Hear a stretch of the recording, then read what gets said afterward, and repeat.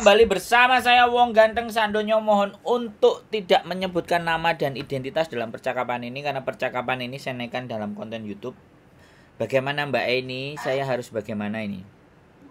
Nah, itu aku mau nanya lagi itu Mas. Tentang itu proses perceraian dari sini tuh gimana ya Mas? Bercerainya sama orang Indonesia apa sama orang Hong Kong? Indonesia. Oh, sampean mau bercerai dengan orang Indonesia, terus nggak perlu pulang. Karena gini itu suamiku nggak mau dicerain gitu. Nggak mau diapa? Padahal Suaranya pelan, Mbak. nggak mau dicerain gitu. Padahal kita berpisah udah 14 tahun gitu. Oh, masih cinta Mbak, sama sampean sing ayu ya makanya mau lanjut. Bukan kayak gitu Mas ya, kita mah kan ya udah sama-sama ya gimana ya, nggak ada komunikasi juga kayak gitu. Jadi dianya nggak mau nyerain aku. Dulu pas aku pernah cuti aku bilang mau cerain dia ini juga nggak mau gitu. Jadi ya udah ujian kita gitu. Oke. Jadi gini sekarang aku maunya aku ceraiin dari sini gitu. Bisa. Terus? Aku minta bantuan Mas Handro gitu, gimana caranya. Terus gitu deh, nanti minta bantuan gitu deh intinya. Oke. Sampean punya KTP, buku nikah, kakak komplit nggak? Nggak punya. Duh. Kalau kakak mungkin aku ada minta dari anakku gitu. Kakak boleh, tapi buku nikah sampean nggak pegang? Nggak punya, KTP itu juga nggak punya. Oh. Yang lama-lama zaman jadul dulu nggak ada? Nggak punya. Dulu tahun 2009 masuk PT terus nggak diambil. Nggak tahu terus gimana PT-nya udah gulung tikar juga. Wes. Buku nikah berarti diserahin ke PT? Bukan buku nikahnya, KTP itu. Oh, tapi kalau buku nikah yang bawa suami? Kayaknya di suami aku dulu pernah ada fotokopi tapi hilang juga. Ada. Kalau ada fotokopi boleh, karena nanti yang diminta persyaratan itu. Oke, nanti prosedurnya kan begini nih Mbak. Nanti pengacara saya akan nelpon sampean, ya. Pak, salah satunya akan menanyakan syarat-syarat itu. Nah, plus nanti dia akan menanyakan domisili suami dan segala sesuatunya, data tentang suami. Habis itu dia bikin surat kuasa dari sampean bahwa sampean ingin bercerai. Nanti surat kuasa itu dikirim sama sampean atau dikirim ke saya boleh, nanti saya kirim ke tempatnya sampean. Nah, terus sampean tinggal minta tanda tangan ke KJRI dan itu harus sampean. Ya. Harus sampean yang datang. Nggak bisa diwakilkan siapapun atau apapun. Nah, sampean datang, sampean minta tanda tangan dari KJRI. Setelah dapat tanda tangan KJRI, baru dikirim balik ke pengacara kita, baru diproses. Nanti kita nunggu prosesnya. Seperti itu ceritanya. Tapi sebelumnya pasti harus ada cerita dulu. Sampean sama pengacaranya, sampean kenapa, alasannya apa aja yang bisa memberatkan untuk bisa pisah, apa saja, bla bla bla bla. Sampean silahkan jawab. Sampean silahkan ngobrol sama beliau, terus sampean juga bertanya berapa harganya, prosesnya, daerah tinggalnya sampean di mana. Itu saya tidak akan ngomongin tentang masalah uang, ya kan? Itu sama mereka. Nah, nanti kalau seandainya sudah diproses terus tidak terfollow up, misalnya sampean pengen nanya kabarnya sama beliaunya nggak dijawab, baru saya akan bantu sampean untuk memfollow up ke pengacara tersebut. Bisa jadi, bisa enggak gitu. Bisa batal atau sampean boleh batal, boleh enggak kalau negosiasinya dengan pengacara enggak tembus. Pengacara saya soalnya ada 2. Wis, sampean mau nanya apa? Jawa Timur, Mas. Hah? Jawa Timur. Aku di wilayah Jawa Timur. Enggak apa-apa. Makanya nanti kalau Sampean tak kasih nomornya beliau dan beliau saya kasih nomornya sampean. Sampean ngomong aja. Saya proses cerai yang telepon si Sandro sama Sandro. Jadi itu passwordnya. Biar dia nggak kaget, Ya, biar nggak bingung. Gitu. Soalnya Mas, kadang-kadang kalau nanya dulu aku potong, maaf ya. nggak apa-apa nanya yang banyak. Gini kan soalnya ibaratnya alasannya kalau dulu kan aku pernah sebelum ke Hong Kong yang mungkin 15 tahun yang lalu pernah KDRT gitu, bisa muatin nggak Mas? Ya nggak apa-apa disampaikan saja. Oh, boleh, tapi nggak ada buktinya sih. Ya yang penting kan gini loh. Makanya pengacara nanti bisa mengatur bagaimana dan seperti apa. Nah, kadang-kadang teman-teman ini ada yang begini. Tujuannya bercerai bukan karena apa-apa, tapi mau nikah lagi di Hong Kong. Kadang-kadang ada yang begitu. Kadang Iya sih. Nah, pengacara saya selalu tanya, ini sebabnya apa? Nggak ada sebab apa-apa. Kok suaminya mau minta dicerai karena tujuannya kadang-kadang ini sudah ranahnya privacy, tapi kan pengacara boleh.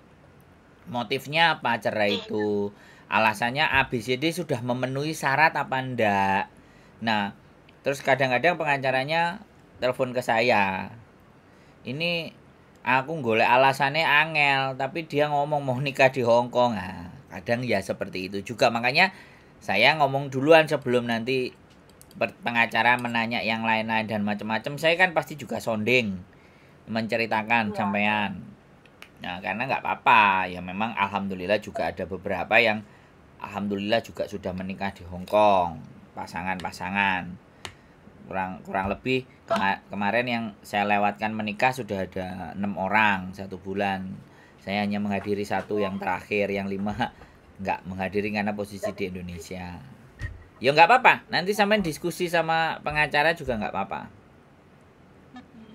Kan soalnya gini Mas, aku nunggu dia nyuruh nyerahin aku, nggak dia nggak mau nyerahin sampai segitunya. Ibaratnya kayak orang digantung kayak gitu loh. Aku coba diem selama ini, bertahan selama 14 tahun juga tidak pernah ada komunikasi kayak gitu. Jadinya apa lebih, ya itu tadi mikirnya aku lebih baik aku yang nyerahin dia kayak gitu. Ya nggak apa-apa Mbak, sampean menyampaikan unek-unek sampean, masalah sampean, persoalnya sampean, itu tidak apa-apa menurut saya. Kalau memang sudah tidak ada kecocokan lagi dan tidak perlu lagi harus dilanjutkan hubungannya, kan ya memang bercerai, nggak ada masalah gitu. Ya kan? Itu kan pribadinya sampean. Saya kan cuman jalannya bagaimana, seperti apa, alurnya kayak gimana, bisa nggak ada orang yang bisa dipercaya, kan seperti itu tuh saya ngasihnya. Iya, makanya aku nanya dulu, tadi kan nanya gimana prosesnya, terus persyaratannya apa saja kayak gitu. Itu tadi yang saya sampaikan, pasti nanti akan diulang lagi itu sama pengacara. Tapi kalau enggak, ya pengacara akan ngatur. Tapi ya bagaimanapun ada pembengkakan di arah pendanaan, kan pastinya seperti itu toh Mbak. Soalnya kan semua nggak ada. Lah iya, makanya nggak ada itu, nikahnya juga. Bagi saya ya Mbak, bagi saya itu semua menurut saya tidak ada masalah. Tinggal masalahnya sampean bisa deal nggak, nego nggak dengan pembayaran jasanya mereka. Satu itu. Yang kedua, apakah sampean percaya dengan dia? Kan pastinya harus melibatkan saya karena sampean teleponnya ke saya, kan begitu toh. Kan aku juga mintanya bantuan ke Mas Sandro sama Mbak Yuni, ibaratnya kayak gitu, minta pencernaan kayak gitu lah enaknya gitu. Ibaratnya buat jalan gitu. Nah iya, aku melalui ini kayak gitu. Ya, saya memahami maksud sampean dan sudah jelas saya terima apa yang menjadi kegalauan sampean, ya kan, dan apa yang menjadi tujuan sampean, kemudian kekurangan dokumennya sampean juga apa, saya memahami. Dan pengacara saya sudah ready dengan semuanya itu. Tinggal masalahnya adalah nanti deal-dealan sepakat apa tidak, kan seperti itu tuh Mbak. Oh iya, dan sangat mengerti. Nah, Saya punya 2. Jadi nanti kalau satu dia sudah nelpon sampean, kalau sampean merasa tidak cocok, ya nggak apa-apa. Sampean mau tes ombak ke yang satunya, mau nanya juga nggak ada masalah. No problem. Jadi sekali lagi yang jelas ketika dengan 2 orang itu bermasalah, mengurusi sampean ketika ada bermasalah, mau nggak mau saya juga harus ikut bantuin karena sampeanlah yang yang membawa saya ke sampean kan saya gitu loh. Jadi saya juga berusaha Iya. membantunya. Alhamdulillah kemarin sudah ada 2 yang juga sudah kelar, yang sudah selesai dan alhamdulillah juga sudah menikah di Hong Kong. Tinggal nunggu dependennya. Wah, kok jadinya saya memisahkan sesuatu untuk menyatukan satu dengan yang lain.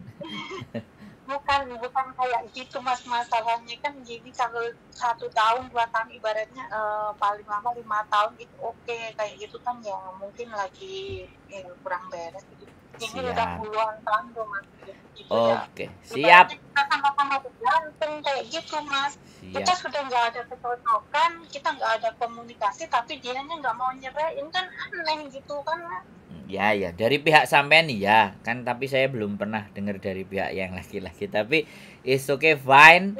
Tidak ada menjadi persoalan. Kira-kira ada lagi nggak yang mau sampean tanyakan? Enggak deh, kayaknya itu aja cukup. Jadi nanti tahu profilnya, syarat-syaratnya gitu.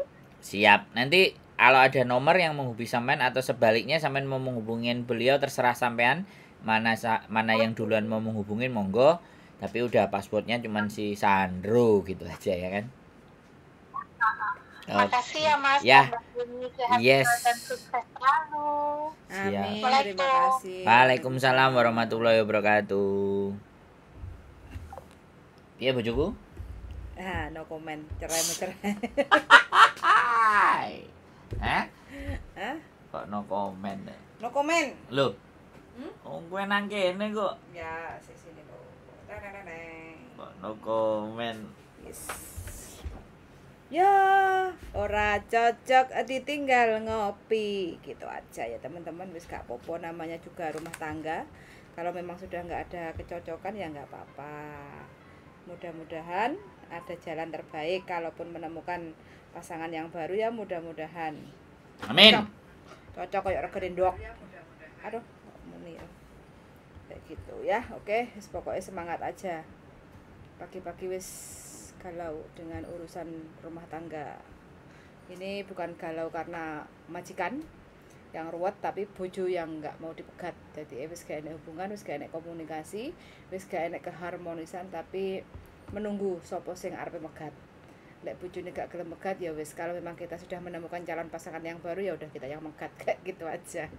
Sawangar gitu ya. Ceritanya sawangar. Jadi untuk memegat perceraian di Hong Kong itu sebenarnya nggak begitu sulit ya. Yang penting intinya kita menggunakan jasa pengacara kalau memang kita nggak mau pulang untuk ngurusi. Jadi jasa pengacara nanti akan mengatur semua strategi.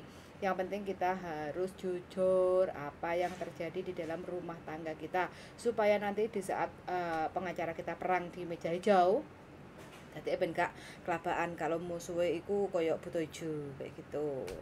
Jadi jujur aja, nggak apa-apa kalau memang sudah nggak ada komunikasi, sudah nggak saling cinta. Kalimatnya nggak boleh seperti itu. Kan Okay. kita belum pernah ketemu dan ngobrol. Ya kan? tapi kan kita nggak ngomong ke satu orang. Intinya kan kalau memang sudah nggak ada kecocokan. Butuh hijau. Kalimatmu loh. Kok Kayak iso? gitu ya teman-teman, wis gak popo. Jadi nanti teman-teman perlu tanda tangan surat kuasa sebelum melangkah ke meja hijau. Pengacara pasti melayangkan surat kuasa. Surat kuasa itu kita tanda tangani, terus kita harus minta job stempel ke KJRI Hong Kong, bawa paspor dan kontrak kerja Hong Kong ID. Karena dari job stempel itu yang menyatakan kita domisilinya berada di Hong Kong, jadi nggak bisa pulang untuk menghadiri persidangan kayak gitu. Jadi semua akan diserahkan atau diwakilkan ke pengacara kayak gitu aja sih. Jadi wis gak usah ngumpet, gak usah bingung. Masalah bayar itu tergantung setiap nominal pengacara itu biayanya beda-beda kayak gitu, tinggal sampean cocok yang mana. Sama seperti kita beli baju. kayak gitu ya. Beli baju antara toko A, B, C, D itu beda-beda kayak gitu. Nilai bajunya sama tapi harganya kan bisa beda-beda kayak gitu. Jadi yang bisa menentukan hanya teman-teman sendiri kayak gitu ya. Sangat sudah mendengarkan, sehat selalu, mudah-mudahan rumah tangganya yang masih berjalan dengan baik dan benar semoga utuh samawa sampai jannah kayak gitu ya. Sangat sudah mendengarkan dan see you in the next video. Bye bye. Bye, darling.